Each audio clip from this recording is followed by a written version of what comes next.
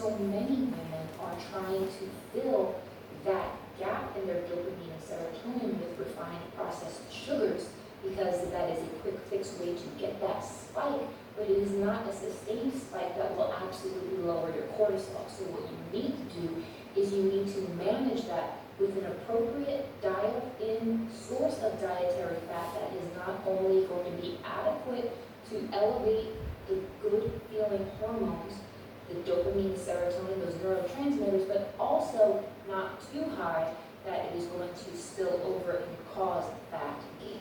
Last but not least is blood sugar management. So I've had so many people come to me with high A1C levels. A1C is a measure that dictates whether or not you are diabetic. So if your A1C levels are between 5.7 and 6.4, you are pre-diabetic.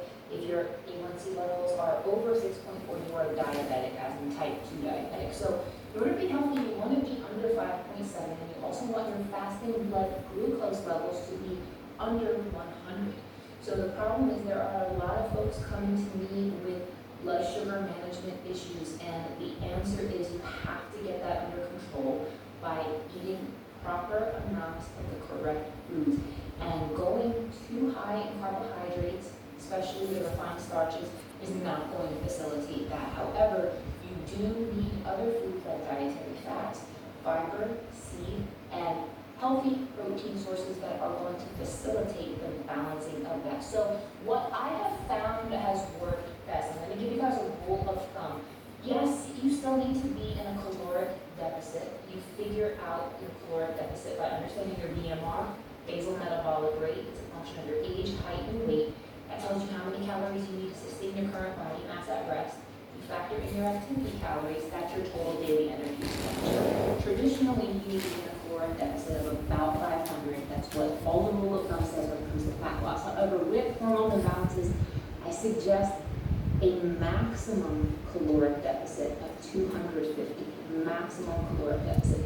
You may need 200. You may need 100. And the thing is, you have to trust me on this, you guys. I have tons of case studies and clients who have had amazing success at a substantially higher calorie range. So what am I talking about in terms of ranges? I'm talking about in the range between 1,500 and 2,000 calories. I have had clients well over 2,000 calories on customized hormonal resetting protocols, not only have lost weight, rebalanced their hormone, got rid of the hormonal belly, but have felt better. So again, to recap, you want to make sure that you are dialing in those nutrient deficiencies. You want to make sure that your brain chemistry is stable, and you want to make sure that your blood sugar levels are optimized. So what do you do? So the first thing you can do is you can learn more about these principles in my book, Unlock Your Macro Type. It's going to help you figure out the best way to fuel your unique body type. Now, if you know for a fact that you have the hormonal belly like I have described, and it looks something like these photos here,